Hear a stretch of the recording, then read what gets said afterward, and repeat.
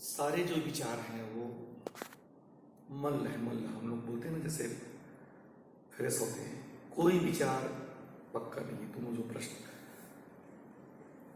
जो प्रश्न पूछ रहे हो, मैं उसका उत्तर दे रहा हूं। ये भी एक विचार है, ध्यान रखना। थोड़ा विचार करना है मैं जो बोल रहा हूं उस बारे में। हम लोग मूल बात ये है कि हम लोग विचार करना बंद कर दिए। पूरी खोपड़ी में विचार ही विचार। लेकिन हम उसों के साथ एक सबसे बड़ी बात जो मौलिक बात है कि हम संदेह करना, विचार करना हम भूल गए और फिर हम परेशान हैं। मैं जो बातें बोल रहा हूं उस बात ये कोई अंतिम सत्य नहीं, केवल एक, और ये सत्य भी नहीं, मैं ये भी बोलता हूं क्योंकि हमको विचार के पार जाना है, साक्षी में लीन होना है, तटस्थ होना है।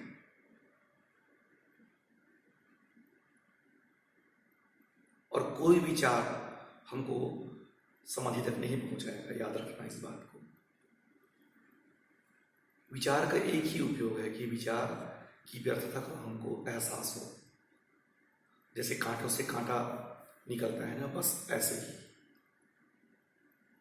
तर्क का एक ही उपयोग है कि हम तर्कहीन हो जाए। लेकिन इसका मतलब ही नहीं कि हम भैंस बुद्धि हो जाए, कि हम कुछ सोचें ही नहीं, कुछ विचारें ही नहीं। हम सोचने लग जाए कि हाँ चलो ठीक है, जो जैसा हमको दिख रहा है, जो जैसा हमको बोला जा रहा है, जो जैसा हमको कहा जा रहा है, बस वही अंतिम सत्य है।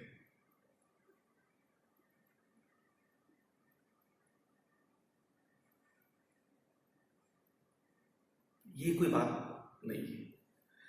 मेरे को मोबाइल मत दिखाओ, मेरे को आंख दिखाओ। मैं मोबाइल देख के बात नहीं कर पाता। मेरे को तुम लोग को आंख दिखना चाहिए। हाँ, अब ठीक है।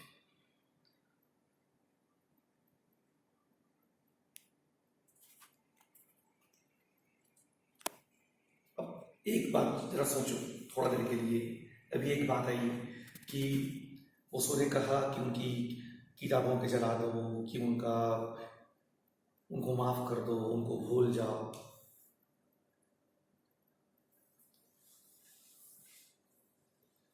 अक्सर ये बात आती है, पुनः उनके द्वारा यह बात आती है कि उसने स्वयं कहा है कि मुझे भूल जाओ, मुझे समाप्त कर दो। ये प्रश्न भी उठता है बार बार, और इस प्रश्न का उत्तर जो लोग तथाकथित जो कानून बचाने के लिए, जो कानून बचाने वाले लोग कौन है जरा सोच के देखना। अभी 26 तारीख को, 26 सितंबर को अभी शिविर, एक दिवसीय शिविर हुआ। उस शिविर में ये मोटो था कि गुना कानून जो बिक रहा है तो उसको बचाने के लिए, या उनके विरुद्ध सीबीआई का जांच कराने के लिए, या कानून को के प्रसार के लिए कि कानून बिकना नहीं चाहिए। और फिर उसके के कुछ वीडियो, फिर मानंदों के कुछ वीडियो, और फिर ऐसा माहौल कि गुना कानून बचना चाहिए। अब कौन लोग, जिन लोग अपने बिलासपुर में एक ध्यान मंदिर नहीं बना सके, एक आश्रम नहीं बना सके, ये वो लोग जिन लोग अपने लिए स्पेशल घर तो बनवा लिए, टाइल्स लगवा लिए अपने घर में, और उसको कहते हैं एक बात को कि मेरे प्रत्येक सन्यासी के घर आश्रम हो जाना चाहिए, मंदिर हो जाना चाहिए। ये वो लोग हैं जो लोग पहली प्रायोरिटी इनका अपना घर है, और जब आश्रम बनाने की बात आती है तो फिर लोग कमेटी बनाते हैं, और फिर लोग सोचते हैं कि चलो आश्रम दिल से बनता है, ये हृदय से बनता है। आश्रम मुझसे नहीं बनता कि 4 आदमी 5 आदमी इकट्ठे हो जाएं और बन जाए। बड़े बड़े बिल्डर हैं, बड़ी बड़ी बिल्डिंग खड़ा करते हैं, और जब कभी इनका मैं घर जाता हूँ तो देखता हूँ कहीं दीवार पर एक आध जगह उसको टंगा रहता है। और ये लोग पूरा कानून को बचाने के बारे में बात करते हैं। ये लोग ओशो के क्लिप डाल रहे हैं कि ओशो को पुनः कानून में क्या क्या चाहिए, कैसे कैसे चाहिए। तो ये बचाने वाले लोग हैं, इनके बारे में अपन बात बाद में करेंगे और थोड़ा विचार करेंगे। मैं किसी का विरोधी नहीं, पर हम विचार तो जरूर करना चाहिए। हम थोड़ा सा विचार तो करें, कहीं ऐसा तो नहीं कि हम चूक रहे हो, क्योंकि ओशो बार बार बोलते हैं इस बात को कि पुराने जंजीर बहुत हैं, तो मुझे नया जंजीर ना बना लेना। तो कहीं ऐसा तो नहीं कि वो जो पूना कम्युन वाले लोग जो एक विचार लेके बैठ गए कि ओशो ने कहा कि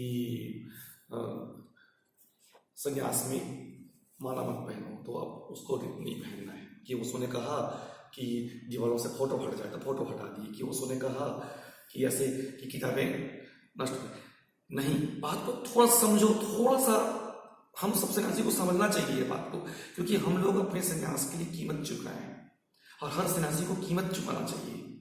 हम किसी बात को आंख मूंद के हम नहीं मानना है हमको। हम थोड़ा सोचे इस बात को, एक बार सोच के देखो। रामकृष्ण परमहंस और तोतापुरी की जो घटना जिसके बारे में उसको बताया कि जब तक दो थे तब तक बाधा था। प्रेम का आंतरिक ऊंचाई कब? जब दो ना रहे, मैं ना रहूं तू ना रहे, तेरी सूरत मेरी सूरत दोनों मिलके एक हुई। वो जो तोतापुरी के माध्यम से जो आखिरी बाधा हटी, तो अब क्या करें? तो क्या उसको फोटो हटा दें हर जगह से? नहीं। आप इतना प्रेम ओशो को करो, इतना प्रेम ओशो को करो कि ओशो कहीं अलग ना रहे। फिर आपको जरूरत नहीं पड़ेगी कि आपको किताबों का सहारा लेना पड़े। आपको जरूरत नहीं पड़ेगी फिर कि फोटो का सहारा लेना पड़े। क्यों ऐसे हम ऐसे ध्यान नहीं कर सकते, हम ऐसे प्रेमपूर्ण नहीं हो सकते प्रभु के आगे कि हम जो नए सन्यासियों को उनको बताएं ये रहा स्वाद ओशो का, और ओशो कहें कि मेरे सन्यासी को तुम जहां से भी चखो तुम मेरा स्वाद पाओगे। ये बात है, ये बात नहीं है जो पूना कम्युन वाले जो काम कर रहे हैं वो तो बिल्कुल गलत कर रहे हैं। लेकिन वो जो पूना कम्युन को जो बचाने की जो कोशिश कर रहे हैं, वो किस चीज को बचाने की कोशिश कर रहे हैं? क्या करें उनको बचाने के लिए? उनके विरुद्ध सीबीआई की जांच। अरे आश्चर्य है, आप अपने गुरु भाई के विरुद्ध सीबीआई जांच करवाओगे, आप अपने गुरु भाई के विरुद्ध ईडी का जांच करवाओगे। और बड़ा आश्चर्य की बात है कि आप पूना कम्युन को बचाने की कोशिश कर रहे हो। तो पहली बात तो ये है कि आप खुद ओशो में डूबे हो कि नहीं डूबे हो, पर ये तो देखो।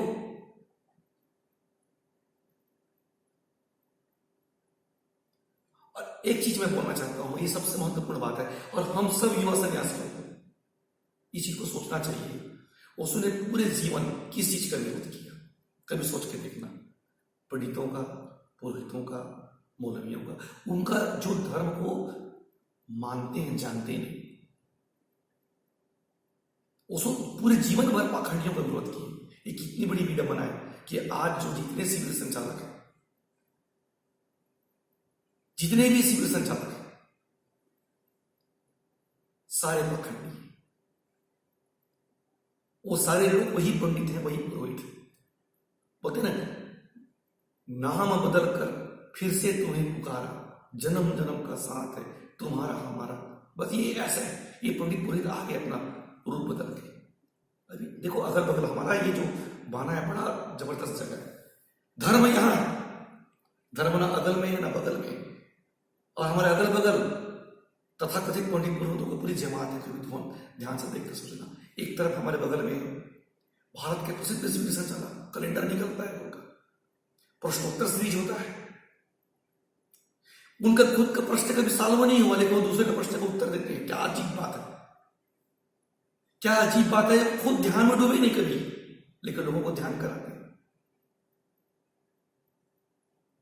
ये है गुरुद्रोही। क्या हमको ऐसे लोगों के पास, इसीलिए आज का जो युवा व्यक्ति ओशो से तो प्रभावित है, पर इन सन्यासियों को देख के वो कभी जग्गी बसोजा के पास चल देता है, तो कोई कहीं और चल जाता है, तो कोई कहीं और चल जाता है, दूसरी जगह चल देता है। वो बड़ा कीमती बमूर है। ये इन्हीं लोगों की बदौलत। आप ध्यान देना इस चीज को मैं जो बोल रहा हूं, चिंतन मनन करो। हम उसो सन्यासी हैं, हम कोई इनके सन्यासी नहीं है।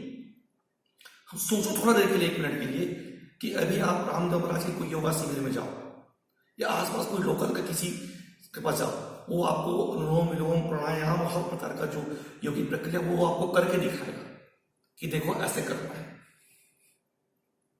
अब इनको बोलो, ये प्रसिद्ध शिविर संचालकों को, शक्तिजन को करके दिखाओ भैया, कैसे श्वास फेंकते हैं, कैसे रिचन करते हैं, कैसे मंडल करते हैं। इनको बोलो, अरे हम तो बैठ नहीं पाते 1 घंटा, तुम बैठ के दिखाओ।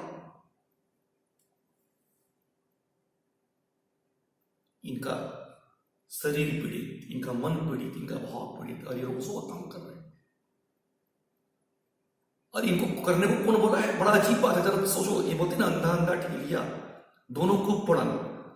देखो ये कैसे अंधों की जमात है। देखो नेपाल के प्रसिद्ध शिविर संचालक इनको बोलते हैं कि तुम बहिर यात्रा करो, तुम ओशो का काम करो, तुम जाओ जगह जगह ध्यान शिविर लो, तुम्हारे अंतर्यात्मा की जिम्मेदारी मैं लेता हूं।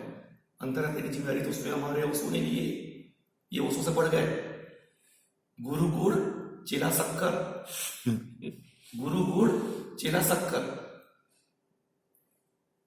और ये कहते हैं कि 7 जन्म साधना करने से लगता है, 5 जन्म बहिर्यात्रा करने से लगता है। इनके प्रेरणा का स्रोत कौन? स्वभाव जी, तो फलाना ढेकाना जो नहीं, हम ओशो सन्यासी हैं। और ओशो कहते हैं मानो नहीं जानो। और सबसे बड़ी बात, शिविरार्थी लोग ही साधक नहीं। शिविरार्थी लोग कोई प्रश्न ही नहीं करते कि आपके प्रश्न दूर हो गए।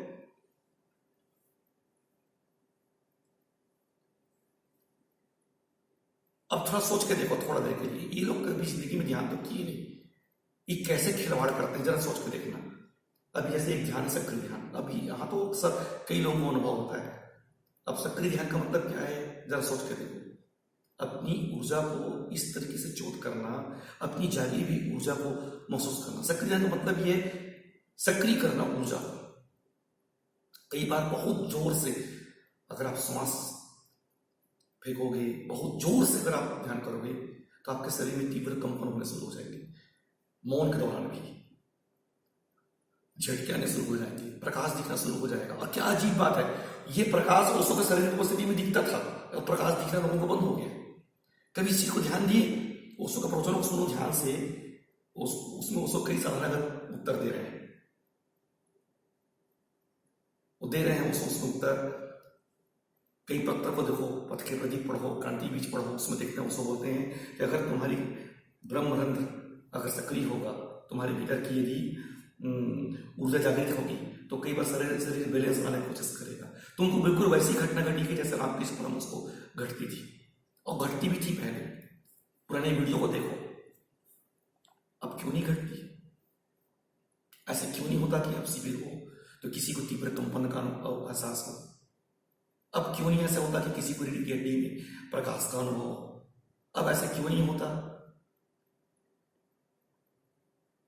कि किसी को अशरीरी होने का बोध हो? अब इन लोगों के पास कोई प्रश्न लेके जाएगा, जरा सोच के देखो। एक तो कोई प्रश्न लेके जाता नहीं, क्योंकि वैसा ध्यान कोई करता नहीं, तो ये क्या उत्तर देते? ध्यान रखना, ओशो बोलते थे कि मेरे कार्य का सबसे बड़ी खतरा तथाकथित बुद्धिजीवियों से ही, इन्हीं बुद्धिजीवियों से खतरा है। अब मेरे पास फोन आता है कि आप इतने बुजुर्ग, इतने प्यारे स्वामी जी गोपाल भारती जी को आपने मूड क्यों कहा? याद करो, कई साल पहले होटल इंटरसिटी, और गोपाल भारती जी के साथ मेरा बड़ा जुगलबंदी, बड़ा प्रेम है उनके साथ। और मैं तो उनको इतना प्रेम किया कि मैंने उनको बुद्ध पुरुष बना दिया। आपको पता है, मेरे पास यहाँ 17-18 लोग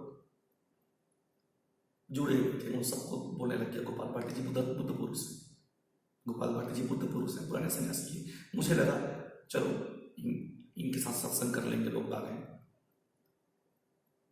गए 2 सन्यासी बहुत जबरदस्त ध्यान करते थे, जो मेरे से जुड़े हुए थे। उनके शरीर में तीव्र कंपन होता था। वो अक्सर एक अलग ही रूप में चल देते थे, इतने गहरे मौन में चले जाते थे, किसी अलग ही दुनिया में चले जाते थे। अचानक उनको झटके लगने शुरू हो जाते थे। और बिल्कुल ये वैसे ही।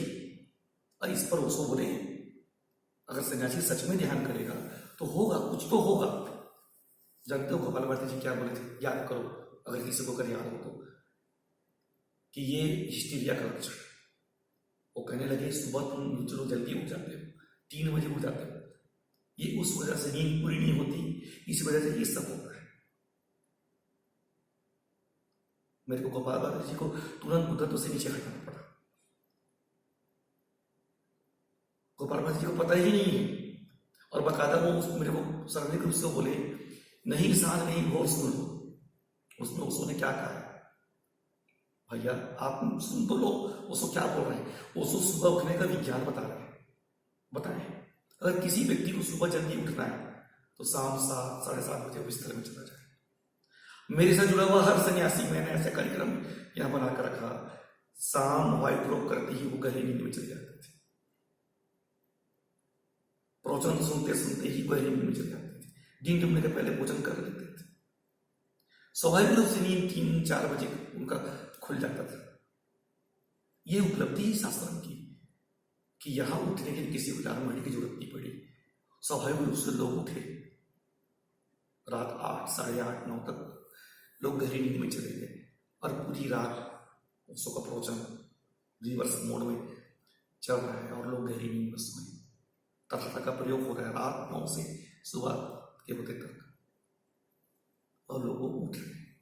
अब जब इतने जज्बे से कोई ध्यान करेगा तो होगा उनके शरीर में घटना, फर्क पड़ेगा उनके मन में, फर्क पड़ेगा उनके भाव में, तीनों तल में फर्क पड़ेगा। शरीर, मन, भाव तीनों तल पर फर्क पड़ेगा। लेकिन उसका उत्तर उन्होंने क्या दिया? ये जितने पुराने सन्यासी हैं ये दिया तेरे अंधेरे, ध्यान रखना। तुम लोग सुने कि नहीं सुने इस चीज को? गौतम बुद्ध के पास 40 साल तक रहा आनंद, उनके एकदम नजदीक, और समाधि फलित नहीं हुआ उनको। और जैसे ही बुद्ध शरीर छोड़े 24 घंटे के अंदर समाधिस्थ हो गए। इनको तो हो जाना था समाधिस्थ, पर ये दिया तेरे अंधेरे रहे, इतना रहे, उनके प्रकाश से प्रकाशित होते रहे। और अब तोते बन गए। इनका उपयोग है मेरे को, मैं तो बहुत उपयोग लेता हूँ इनका। तुम लोग भी लिया करो, सील जाया करो इनका, 1 से 1 संस्मरण सुना करो, बैठा करो। लेकिन अपना कान, अपना विवेक, अपनी समझ को हमेशा सक्रिय रखो। देखो, समझो इन चीजों को। ये समाधि का स भी नहीं जानते, ये ध्यान का ध नहीं जानते। जो पुनः को बेच रहे हैं वो तो बिल्कुल जानते ही नहीं, वो तो उसको कभी प्रेम किए ही नहीं। क्योंकि जो आदमी प्रेम करेगा वो कैसे उसका फोटो हटाएगा? वो तो हर जगह रखेगा, चाहेगा कि जर्रे जर्रे पर उनका हस्ताक्षर है, ये महसूस करेगा। वो कैसे हिम्मत करेगा? इतना रहेगा क्या? रामकृष्ण परमहंस काली मां से एक होने के बाद क्या उसको तोड़ दिए मूर्ति को? नहीं, भीतर से तोड़े, बाहर का तोड़ेगा कि? दक्षिणेश्वर के काली मंदिर को क्या उन्होंने नष्ट किया? ये इतना प्रेम किए कि अंदर से अद्वैत घट गया उनको। वो जो था वो खत्म हुआ उनके जीवन से। लेकिन क्या इसका मतलब ये हुआ कि बाहर से खत्म हो गए? अरे जो निराकार महसूस करेगा वो साकार में भी करेगा। ये मूर्ति भंजक लोग, इनको अपने उपाधि ले रहे हैं ये भूत सिकन होने का। ये वही काम कर रहे हैं जो इस्लाम ने किया। ध्यान रखना इस चीज को। क्या किया मोहम्मद गजनवी ने? क्या किया मोहम्मद गोरी ने? क्या किए वो सारे लोगों ने? मंदिरों से मूर्तियों को तोड़ दिए, सोच लिए कि हम धार्मिक हो गए। तो ये धार्मिक होने का मजा ले रहा है कि गुरुडम नहीं बनेगा इससे, गुरु शिष्य की परंपरा विकसित नहीं होगी इससे, तो माला हटा दो, तो ये हटा दो, वो हटा दो, फोटो हटा दो। अरे बेवकूफों, मूर्खों, गुरुडम बेहोश चित्त का निशानी है। आप कभी बाहर से किसी को उस चीज को नहीं हटा सकते। जब आप ध्यान नहीं करोगे, जब आप शिष्य होने की यात्रा नहीं करोगे, तो चाहे आप कैसे भी रहो, गुरुडम आपके अंदर आएगा। क्या कम्युनिस्ट देश में गुरुडम नहीं है? जाओ किसी कम्युनिस्ट देश में, चीन देश में जाओ और लेनिन के विरुद्ध बोल के दिखाओ। क्या मुस्लिमों में गुरुडम नहीं है? वो तो बोलते हैं ना कि ईश्वर निराकार है, अल्लाह शून्य है। तो जाओ मक्का मदीना में, वो जिस चीज की परिक्रमा कर रहे हैं उनके विरुद्ध कुछ करके दिखाओ। एक लाश भी नहीं मिलेगी आपको।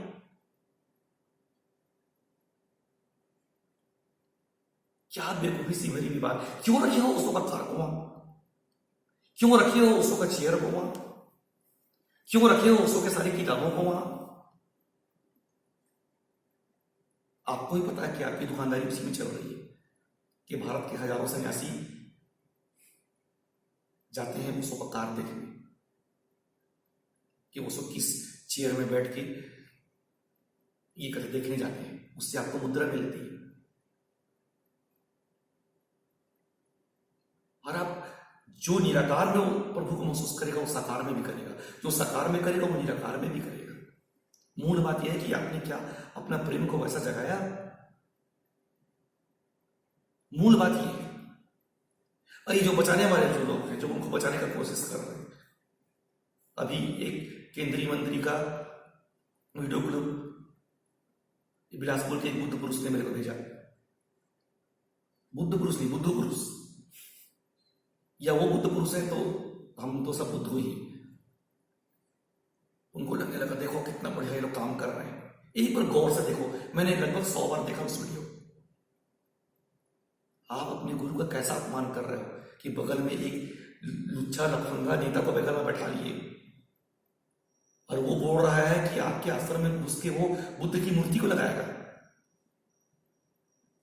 आप गुंडा का उपयोग कर रहे हो। राजनीतिज्ञों को उसने क्या कहा है? भारत के चलते प्रश्न लगाओ, फिर देखो भारत के चलते प्रश्न। कैमरा लगा भैया उधर, यूट्यूब में डालेगा, देखो पढ़ो भारत के चलते प्रश्न।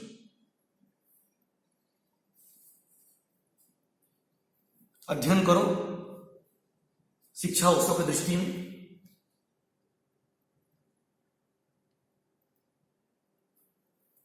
आप नेता का उपयोग कर रहे हो अपने आश्रम को बचाने के लिए। और जरा देखो कैसे चाटुकारिता है। चोगा पहने हैं वो अगल बगल, वो केंद्रीय मंत्री के बगल में। जरा गौर से देखो, एक उसो सन्यासी जब किसी राजनीतिक का ऐसा स्वागत करता है, ऐसी चाटुकारिता करता है, तो वो अपने गुरु को ही नीचा दिखाता है। क्या क्या कर रहे हो आप लोग? गोपाल भारती जी ने कहा, लुच्चे लफंगे वीर, आप वीरयान हो गोपाल भारती जी। अगर आप वीरयामान हो तो आपने एक बड़ा भव्य आश्रम क्यों नहीं बना लिया? अगर आप शिष्य हो तो छोड़ो। अब क्या अपना कानून की बात करते हो? सो रजनीशपुरम को इतना प्रेम करते थे, अब कैसे करेंगे? चले रजनीशपुरम, चलो आंदोलन छेड़ते हैं। अमेरिका गोबरे फिर फूट पड़ी, फिर अमेरिकी बूंद पड़ी। सुने हो ना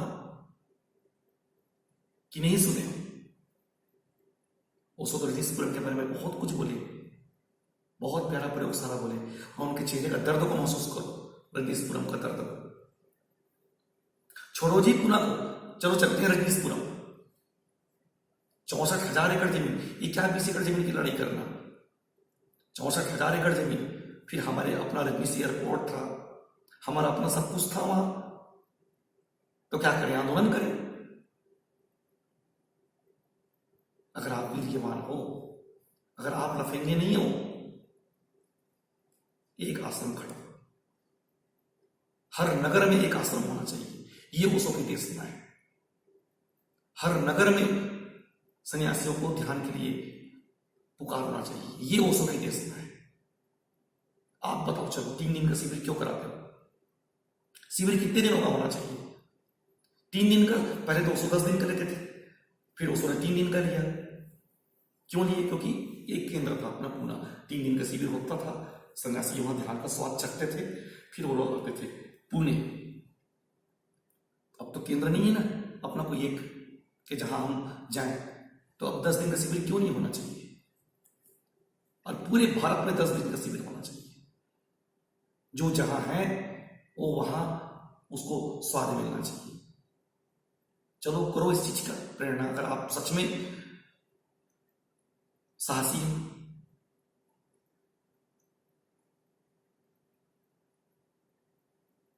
हमारा तंत्र का आश्रम में बिका। मैंने तो कोई आंदोलन नहीं छेड़ा, मैंने नया आश्रम बना दिया। मेरे पास भी कुछ नहीं था, पर एक भाव था कि मेरे को बनाना है।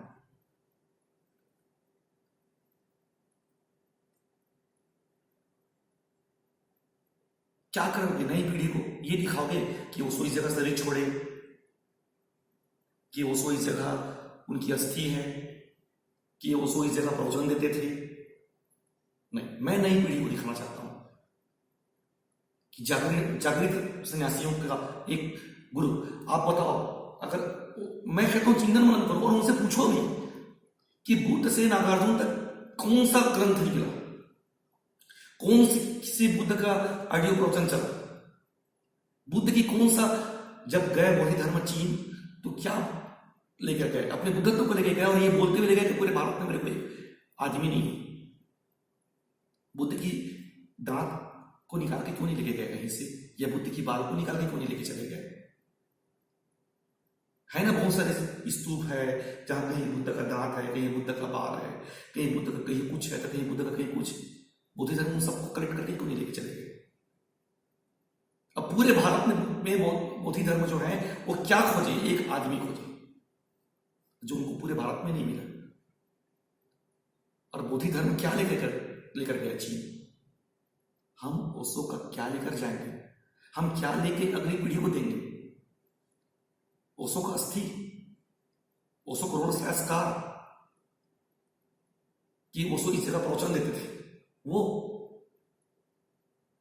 नई पीढ़ी को हम देंगे ओशो की जागृत सन्यासी, वो बोधि धर्म जो जिस शून्य को, जिस मौन को महाकश्यप से वहां तक आया, वो। अगर आप वीर्यवान हो, अगर आप लफंगे नहीं हो, और अभी आप अपनी ही शादी, उसका जो बिलासपुर में भी किसी की शादी के वीडियो को देखो एक बार गौर से,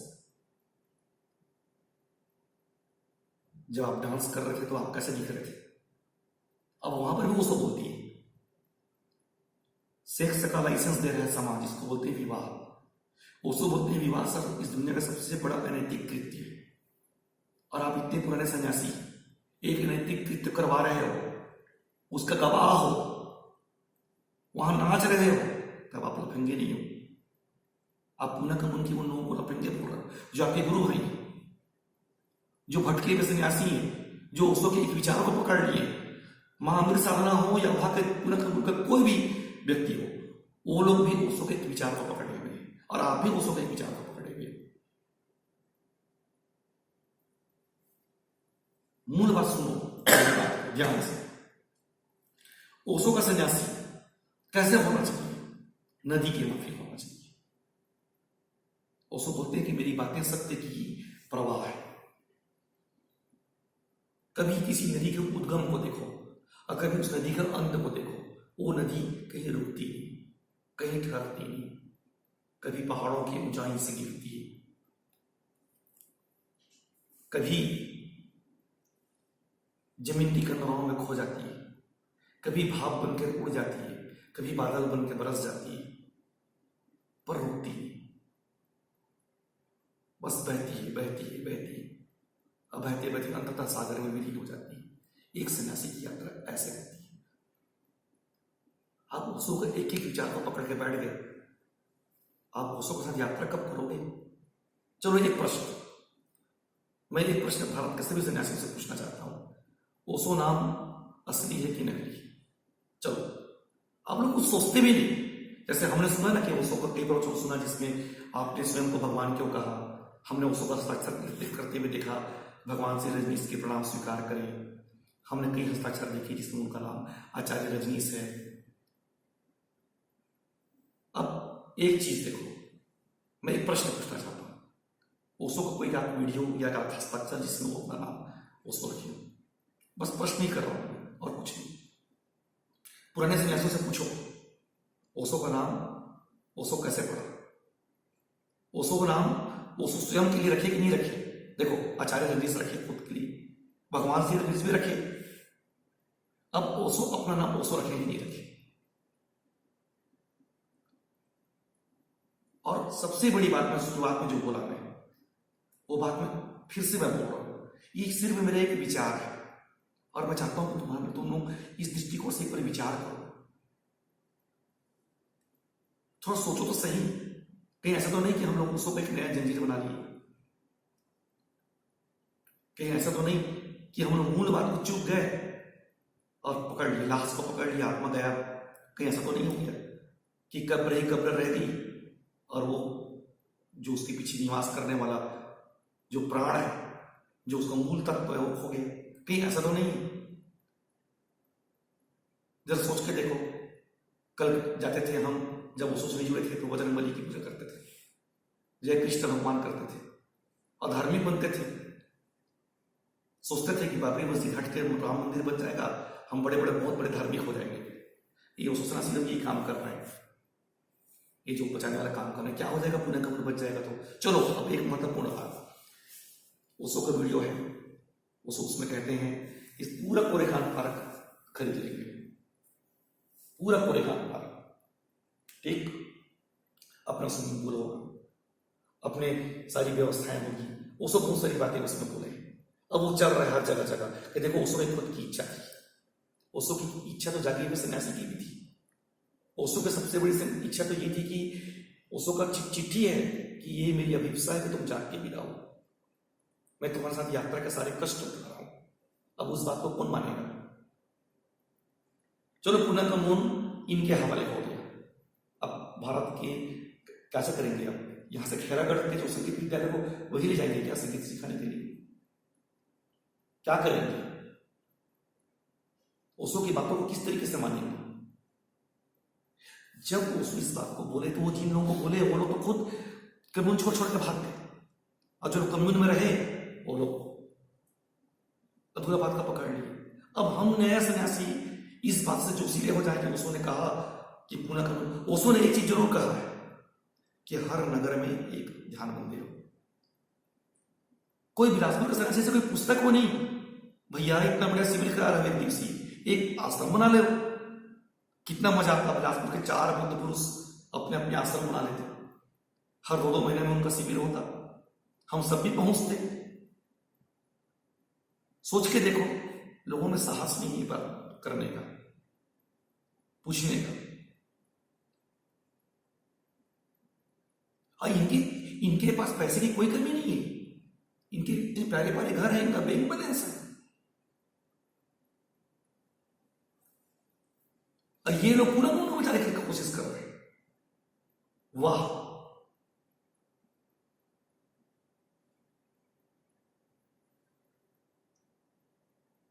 अपने लड़के की, अपनी लड़की के शादी में 5-5 लाख 10-10 लाख खर्चा कर देंगे, लेकिन शिविर कराएंगे तो बोलेंगे घाटा हो रहा है,